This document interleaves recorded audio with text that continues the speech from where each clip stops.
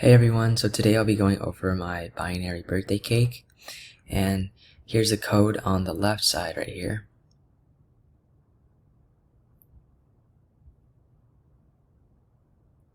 So essentially all this code is this block right here on the right hand side repeated 7 times for each of the 7 candles. And it first asks you how old you are, and once you input your age, that'll be set to the decimal age, and then it'll take that age that you input and then divide it by 2.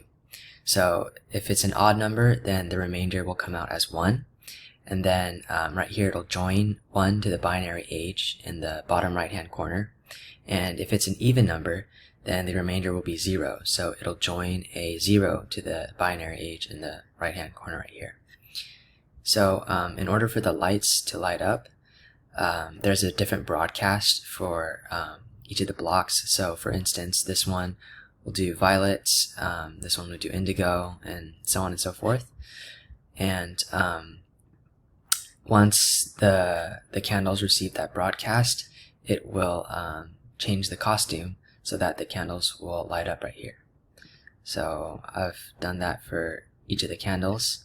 So I'll do a quick test run. So I'm 16 years old.